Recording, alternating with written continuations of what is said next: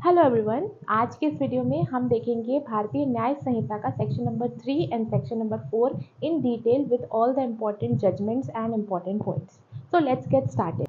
Section 3 subsection 1 ये कहता है that every definition and section shall be understood subject to the provisions of general exception. कहने का मतलब ये है कि जितनी भी डेफिनेशंस हम पढ़ेंगे बीएनएस में, जितने भी लीगल प्रोविजंस हम पढ़ेंगे, हम ये समझ के पढ़ेंगे कि वो सब्जेक्ट टू जनरल प्रोविजन है। यानी हर सेक्शन में अलग अलग बार बार लिखने की जरूरत नहीं है कि सब्जेक्ट टू जनरल प्रोविजन एक जगह लिख दिया 3 सबसेक्शन 1 में। हम ये समझ के चल रहे हैं कि जैसे मर्डर का सेक्शन है तो अगर जनरल एक्सेप्शन के प्रोविजन वहाँ अप्लाई हो रहे हैं, यानी प्राइवेट डिफेंस में मर्डर वगैरह किया है तो वो चीज़ एप्लीकेबल नहीं होगी। ये चीज़ यहाँ पे 3 सबसेक्शन 1 में बोल दी गई है। देन 3 सबसेक्शन 2 क्या बोलता है? Expressions explained in conformity with the explanation. कहीं पे भी जैसे कोई एक्सप्रेशन दिया रहता है, अगर उसके पास में कोई एक्सप्लेनेशन दिया हुआ है वो सब्जेक्ट टू दैट एक्सप्लेनेशन रहेगा।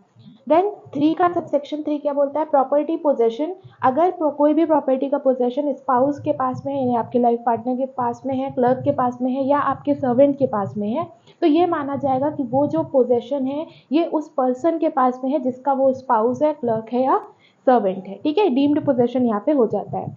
देन 3 सबसेक्शन 4 यहाँ पे क्या बोलता है?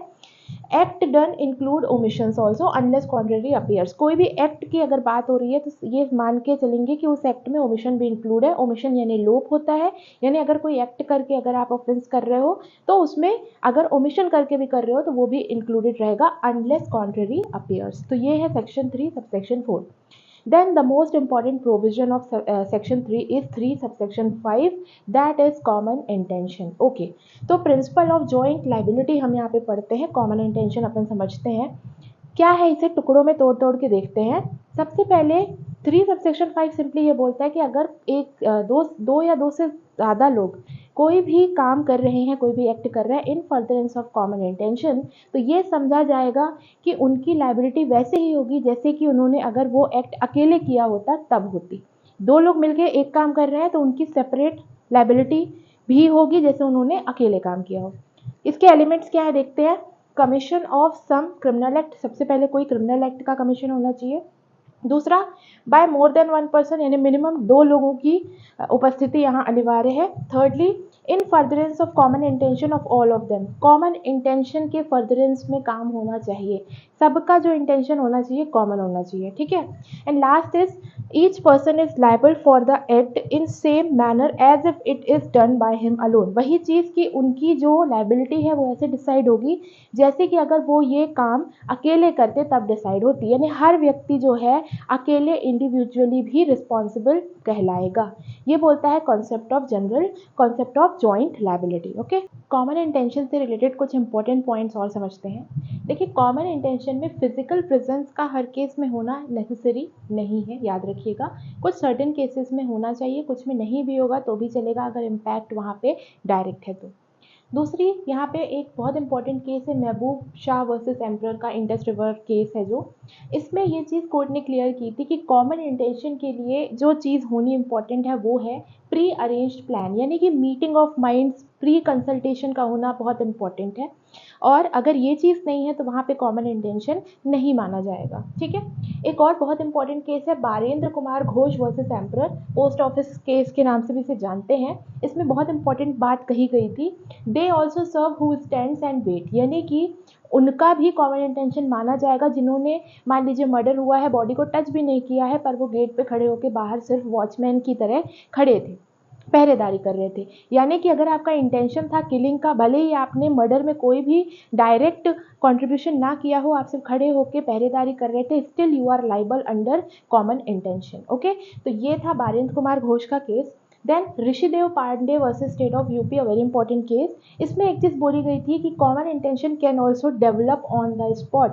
ऑन द स्पॉट अगर कोई घटनाक्रम चल रहा है, उस दौरान आंखों ही आंखों में आपने इशारे किए और उसके बाद में क्या हुआ, आपने तुरंत प्लान बनाया कि इसको मारना है, एंड देन उस व्यक्ति को अगर मार दे रहे हैं तो that will come under the common intention also. ठीक है। इसके बाद आता है एक और बहुत इंपॉर्टेंट पॉइंट, दैट्स 3 सबसेक्शन 5 जो है यानी कि common intention, it is a rule of evidence. ये सिर्फ एक साक्ष्य का नियम है and it does not create substantive offence. ये कोई अलग से ऑफेंस नहीं बनाता है। मतलब क्या है इसका, ये सिर्फ एक रूल है, यानी जब भी आप कोई जजमेंट पढ़ोगे उसमें सिर्फ लिखा रहेगा read with common intention section 3 subsection 5। Section 3 subsection 5 के लिए कोई अलग से पनिशमेंट नहीं है। अगर पनिशमेंट होता तो ये एक अलग ऑफेंस होता, लेकिन सिर्फ ये एक रूल है कि ये रूल अप्लाई हो जाएगा और लगेगी कौन सी धारा, जो ओरिजिनल ऑफेंस की है। तो इसका मतलब ये है। देन एक और बहुत इंपॉर्टेंट केस है JN देसाई केस। इसी में ये चीज़ बोली गई थी that active participation is not required in all cases. सभी केसेस में एक्टिव पार्टिसिपेशन का होना ज़रूरी नहीं है, सर्टेन एक्सेप्शंस भी इसके हो सकते। अब कॉमन इंटेंशन के साथ में दो कॉन्सेप्ट और समझते हैं। एक तो कॉमन इंटेंशन का कॉन्सेप्ट है, एक मिलता जुलता है सिमिलर इंटेंशन। तो दोनों के बीच में डिफरेंस क्या है, चलिए समझते हैं। कॉमन इंटेंशन जैसे अपन ने अभी देखा, मान लीजिए फॉर एग्जाम्पल A, B और C है, इनका प्लान है Z को मारना, ठीक है। A खरीदता है जहर, B मिक्स करता है जहर को खाने में, एंड C जो है देता है जहर Z को, ठीक है। ये तीनों लोगों ने मिलकर प्लानिंग की थी कि ये जहर दे करके Z को मारेंगे, ठीक है। तो ये लोग क्या है, इन फर्दरेंस ऑफ कॉमन इंटेंशन काम कर रहे हैं, और इनका कॉमन इंटेंशन है, यानी साथ में मिलकर प्री अरेंज प्लानिंग के साथ में ये Z को मारने का प्लान करते हैं और Z को मारते हैं। तो ये कॉन्सेप्ट कहलाता है कॉमन इंटेंशन का। Now what is similar intention, ये साउंड इसके जैसा करता है but it is totally different. मान लीजिए A सेपरेट प्लान बनाता है, मान लीजिए गन के द्वारा या पॉइजन के द्वारा Z को मारने का। B का A से कोई रिलेशन नहीं है, ये अपना सेपरेट प्लान बनाता है Z को मारने का। लाइकवाइज C का भी A और B से कोई रिलेशन नहीं है, कोई जान पहचान नहीं है, और इनका भी दुश्मन है Z, और ये भी इसको मारने का प्लान बनाता है। तीनों का प्लान तो है मारने का Z का, लेकिन तीनों का आपस में कोई भी प्री अरेंज प्लानिंग नहीं है, ना कोई कंसल्टेशन है, ना मीटिंग ऑफ माइंड्स है। लेकिन इंटेंशन यहाँ पे तीनों का सेम है, Z को मारना, लेकिन एक दूसरे से कोई लेना देना नहीं है। That is known as similar intention. यहाँ पे in furtherance of common intention नहीं हो रहा है, सिमिलर सेम इंटेंशन है, एक दूसरे से कोई भी लेना देना नहीं है। तो यहाँ पे क्योंकि कोई प्री अरेंज प्लान नहीं है, इस वजह से यहाँ पे सेक्शन 3 सबसेक्शन 5 एप्लीकेबल नहीं होगा, इनकी सेपरेट लाइबिलिटी बनेगी। एंड ये डिफ्रेंसिएशन बताया गया था Pandurang versus state of Hyderabad के केस में। सेक्शन 3 सबसेक्शन 6 क्या कहता है, क्रिमिनल एक्ट अगर किया जाता है सेवरल पर्सन्स के द्वारा, यानी कई लोग मिलकर के अगर कोई क्रिमिनल एक्ट कर रहे हैं, तो ये मान के चला जाएगा जैसे कि उन्होंने वो एक्ट अलोन किया हो, ठीक है। ये बोलता है सेक्शन नंबर 3 सबसेक्शन 6, ठीक है। सेक्शन 3 सबसेक्शन 7 क्या बोलता है, पार्टली यानी आधा आपने जो एक्ट किया है वो किया है एक्ट के द्वारा, ठीक है। आपने जो भी ऑफेंस किया है partly you have done through act and partly bye omission. यानी मान लीजिए फॉर एग्जांपल इसमें जो इलस्ट्रेशन दिया है, आप किसी की डेथ कॉज करते हैं, पार्टली आप उसे खाना नहीं देते हैं तो वो वीक होता जा रहा है, प्लस आप उसकी बीटिंग भी कर रहे हैं। तो बीट करना मारना एक्ट हो गया, खाना ना देना ओमिशन हो गया। ये दोनों को करके अगर आप कोई एक्ट कर रहे हो तो सेम ऑफेंस माना जाएगा, मतलब कि you will be liable for committing murder, ठीक है। फिर आता है सेक्शन 3 सबसेक्शन 8। ये क्या बोलता है, अगर ऑफेंस हो रहा है सेवरल एक्ट्स के द्वारा, अलग अलग एक्ट से कोई भी ऑफेंस कमिट हो रहा है कोऑपरेशन के द्वारा, ठीक है, जैसे इसमें जेलर वाला एक इलस्ट्रेशन दिया हुआ है, ठीक है। तो यहाँ पे जो लाइबिलिटी होगी आपके ऑफेंस के अनुसार बनेगी कि कौन सा ऑफेंस किसने किया है, ठीक है।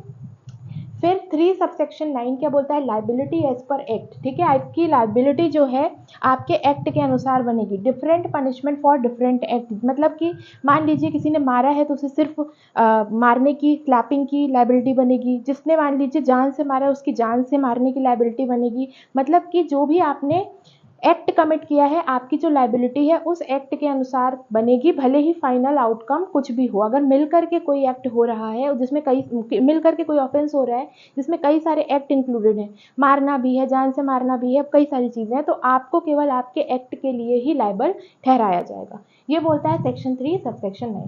अब आता है हमारा नया chapter that is punishment, 4 to 13 ये हमारा चैप्टर है, ठीक है। इसमें क्या है, सबसे पहले पनिशमेंट की डेफिनेशन इसमें तो नहीं दी हुई है, पर अगर अपन समझना चाहें तो डेफिनेशन क्या होगी, suffering inflicted by the court upon the offender when he is guilty under the law, ठीक है। यानी कोई भी सफरिंग जो कि कोर्ट देती है ऑफेंडर को क्योंकि उसे पाया गया है किसी भी लॉ का गिल्टी, ठीक है, उसे गिल्टी पाया गया है अंडर एनी पर्टिकुलर लॉ, ठीक है। तो जो सफरिंग, जो प्रताड़ना या जो पनिशमेंट आपको कोर्ट देती है, प्रोवाइड करती है, that is known as punishment, okay. तो हमारे BNS के अकॉर्डिंग सेक्शन नंबर 4 में दी हुई है कि कौन कौन सी पनिशमेंट यहाँ पे इंडियन लॉ में दी जा सकती हैं। तो what are the types of punishment देखिए।